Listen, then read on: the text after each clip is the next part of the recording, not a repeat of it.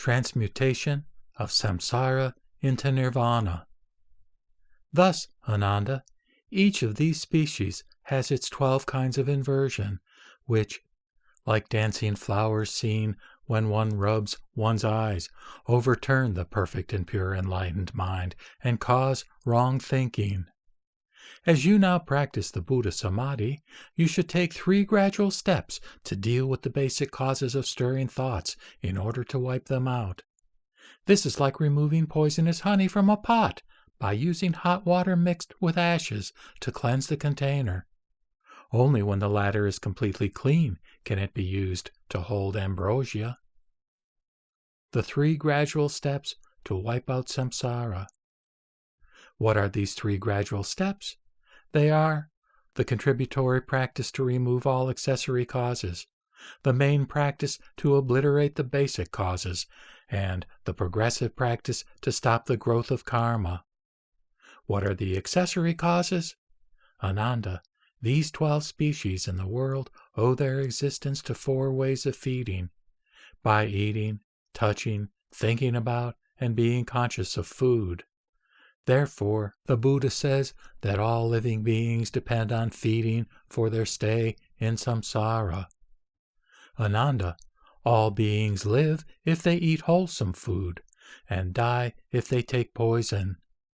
In their search for samadhi, they should abstain from eating 5 kinds of pungent roots, that is, garlic, the 3 kinds of onions, and leeks. If eaten cooked, they are aphrodisiac, and if raw, they cause irritability.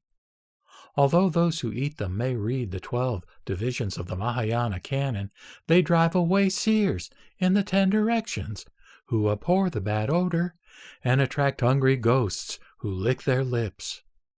They are always surrounded by ghosts, and their good fortune will fade day by day to their own detriment. When these eaters of pungent roots practice samadhi, none of the bodhisattvas, seers, and good spirits come to protect them, while the mighty king of demons takes advantage of the occasion to appear as a Buddha as if to teach them the Dharma, defaming and breaking the precepts and praising carnality, anger, and stupidity. At their death, they will join his retinue, and at the end of their time in his realm, they will fall into the unintermittent hell. Ananda, practicers of samadhi should never eat these 5 pungent roots. This is the first step of gradual practice. What are the basic causes? Ananda, those practicers who wish to enter the state of samadhi should first observe strictly the rules of pure living, to cut lust from the mind by abstaining from meat and wine, and by taking cooked instead of raw food. Ananda, if they do not abstain from carnality and killing, they will never escape from the 3 worlds of existence. They should consider lust as dangerous as a poisonous snake and a deadly foe. They should begin by strictly observing the Hinayana's 4 prohibitions for monks and 8 for nuns to regulate the body, and then adhere to the Bodhisattva discipline to ensure the non-stirring of mind. If they observe these precepts, they will wipe out forever the karma that leads to birth and killing. If in addition they cease to steal, they will owe nothing to others and will not have debts to repay.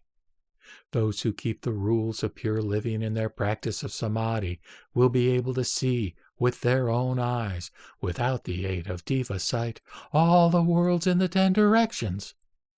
They will behold the Buddha preaching the Dharma, will personally receive the holy teaching, will win the transcendental power which enables them to roam freely in all worlds, and will acquire the Buddha knowledge of all forms of their own and others' previous existences, and so will be immune from all calamities. This is the second step of gradual practice. What happens when karma no longer grows? The minds of those practicers who observe the prohibitions, now free from sensual desire, will not wander outside in search of sense data, but return to the inner mind.